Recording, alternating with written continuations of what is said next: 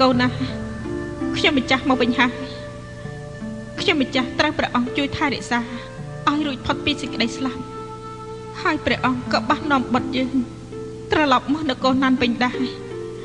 អញ្ចឹងបានន័យថាព្រះអង្គចង់ឲ្យបុត្ររបស់យើងធ្វើជាស្ដេចមែនទេរឿងទាំងនេះខ្ញុំម្ចាស់យល់ច្បាស់ណាស់ព្រះអង្គរយៈពេល20ឆ្នាំមកនេះនគរអាណានស្ថិតក្រោមការថែរក្សារបស់ព្រះអង្គបានសន្តិភាពម្យ៉ាងទៀតព្រះអង្គបាននាំយកព្រះនាងអ៊ីឡរបស់នគរអ៊ីឡមកទីនេះខ្ញុំម្ចាស់ដឹងថាព្រះអង្គចង់ឲ្យសៀងអ៊ីស្នងរាជ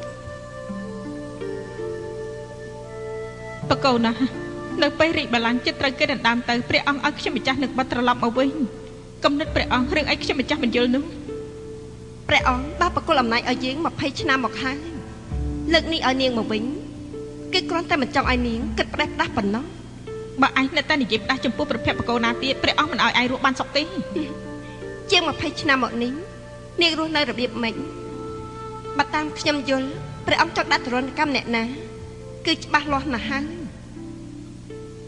អបាយជំនឿបែបនេះមិនអាចទុកជាការពិតបាននាងមានសិទ្ធិអីមកនិយាយចំពោះព្រះភ័ក្ត្រព្រះអង្គមហាក្សត្រយ៉ាងនេះឲ្យពួកយើងមកភ្នើអតីតបកូនណាគឺចង់ទប់ទល់នឹងព្រះមហាសីសុនដើម្បីកុំឲ្យគេជួយព្រះនាងបានអតីតព្រះអង្គឲ្យពួកឯងម្នាក់បាត់ខ្លួនម្នាក់ធ្លាក់ខ្លួនទៅភូមិភាគកណ្ដាលធ្វើជាមេចៅតើព្រះអង្គស្អប់អ្នកណាស្រឡាញ់អ្នកណាបើតាមយើងយល់មិនបាយនិយាយទៀតទេចំណែកអតីតព្រះអង្គឲ្យពួកឯងរស់ដល់ថ្ងៃនេះគឺល្អចំពោះពួកឯងណាស់ទៅហើយឯងនៅមកហ៊ានដណ្ដើមរាជបល្ល័ង្កទៀតដូចជាលោកលុនពេកហើយឯងនិយាយកុហកប្រកូនណាគឺឯងសម្លាញ់ប្រកូនណាស្អប់ឯងណាស់នៅក្នុងបន្ទៃព្រះអង្គគឺនឹកយើងជានេះទ្រង់ស្រឡាញ់យើងណាស់ទ្រង់ស្រឡាញ់យើងទ្រង់ស្រឡាញ់យើងណាស់ទ្រង់ស្រឡាញ់យើងណាស់ទ្រង់ស្រឡាញ់យើងណាស់ពិតជាហួសហេតុពេកដែរបានយើងជួបគ្នានៅសមរភូមិចាំមុនណាអាចត្រឡប់មកវិញបាត់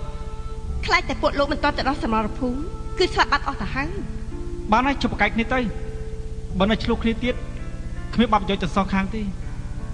មានស្អីមិនល្អឲ្យតែសម្រាប់ស្រីបិសាចនេះចោលគឺល្អជាងអ្វីៗទាំងអស់ពនាងអ៊ីងឡោច្បាំងគ្នាឬអស់គឺស្ថិតលើពនាងហើយ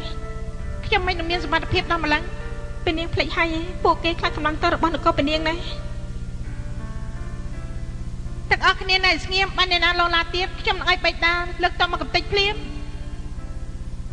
អ្នកណាឲ្យពនាងការយ៉ាងនេះមិនយូរទេគេខ្លាចជាមេដាក្មេងពនាងហើយ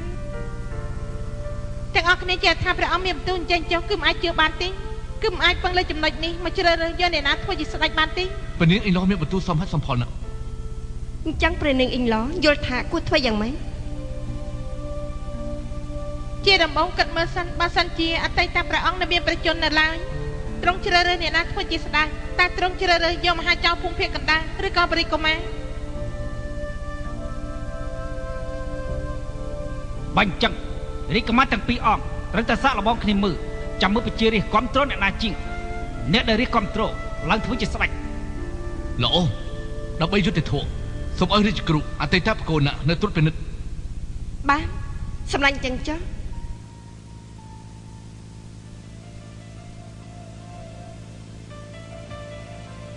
គេឈូលហឿងមែនទេ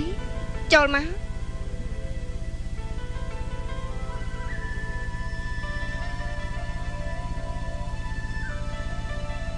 ទុំគុំឈុលហឿងសូមថ្វាយបង្គំមហាក្សត្រយ៉ាងនេះ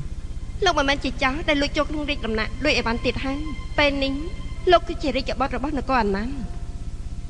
ទុំគុំស្មានថាមហាក្សត្រយ៉ាងនេះនៅតែទុកទុំគុំជាគ្មានរស់រាជដដែលបើចង់បន្ទោសមានតែបន្ទោសខ្លួនយើងមានភ្នែកអត់ប្រស្រីមើលមិនដឹងថាលោកជាមនុស្សដែលយើងត្រូវសម្លាប់គួរឲ្យស្ដាយណាស់ពេលនេះមហាក្សត្រយ៉ាងនេះសម្រាប់ទុំគុំក៏មិនយឺតដែរយឺតពេលហើយឲ្យតែលោកស្លាប់នគរអាណាននឹងការសង្គ្រាមផ្ទៃក្នុង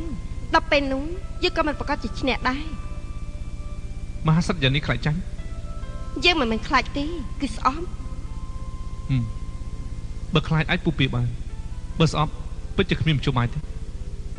ដូចជាលោកអញ្ចឹងលោកមិនខ្លាចធ្វើស្ដេចទេបែរជាស្អប់ធ្វើស្ដេចអេក្នុងមួយថ្ងៃមហាក្សត្រយ៉ាងនេះត្រូវចំណាយពេលអស់ប្រមាណទើបធ្វើរបាយការណ៍នេះហើយ4យាមអញ្ចឹងទុំគុំប្រកាសជាស្ដេចខ្ជិល ចំណុចនេះមិនបាច់សង្ស័យទេទុំគុំសុំទូស៊ូមហាសត្វយ៉ានីសុបទេរៀនក៏អានទេមិនទេប៉ុន្តែក៏មិនស្អប់ដែរខ្ញុំមិនឲ្យចាញ់ស្ដេចមួយអង្គណាដែលនៅគ្រប់ចំនួននោះទេខ្ញុំទៅតែឲ្យសិភៅប្រវត្តិសាស្ត្រអានន្តកត់ត្រានៅប្រវត្តិដ៏មហិមារបស់មហាក្សត្រយានីស៊ឺជីនេះកាពិតស៊ីងអ៊ីគឺជាស្ដេចល្អមួយអង្គដែលប្រជារាស្ត្រគ្រប់គ្រងគេនៅក្នុងវិមានធំអត់មានមន្ត្រីណាមួយស្អប់គេទេអ្វីដែលគេមិនអាចសម្រេចប្រតិបាន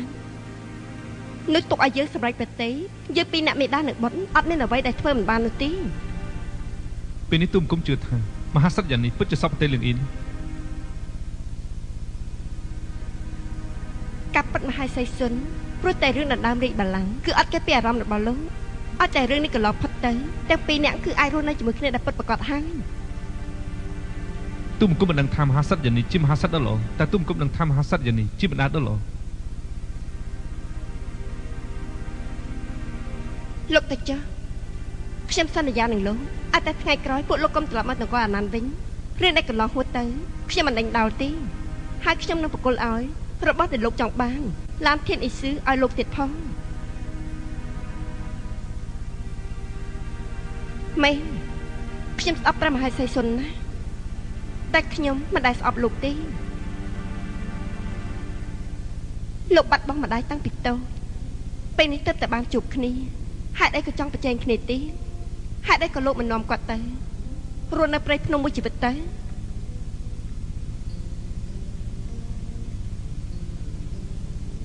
បាទទុំគុំយល់ព្រម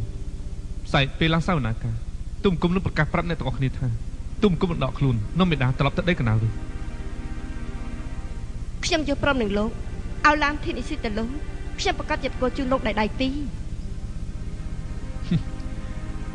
មិនងាយមានឱកាសនិយាយជាមួយមហាក្សត្រយ៉ានីអញ្ចឹងទេទុំគុំយល់ថាថ្ងៃក្រោយគ្មានឱកាសបាននឹងទៀតទេបើមានឱកាសខ្ញុំនឹងទៅភូមិភាគកណ្ដាលលេងនឹងលោកដល់ពេលនោះកុំភ្លេចខ្ញុំជាយាយចាស់អសនណាទុំគុំមិននឹងអាចភ្លេចបានទេស្រីស្អាតគឺពិបាកនឹងភ្លេចយាយចាស់ដ៏ស្អាតម្នាក់ក៏អញ្ចឹងដែរ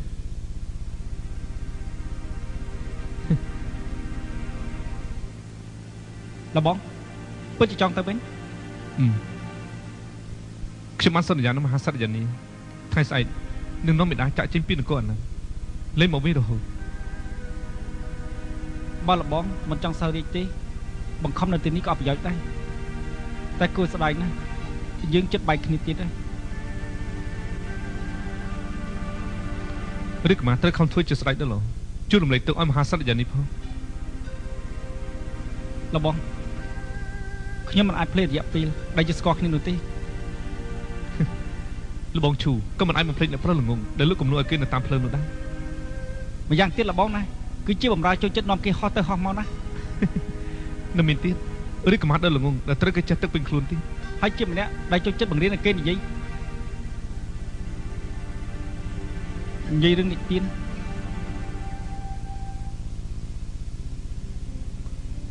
ខំមកខ្ញុំ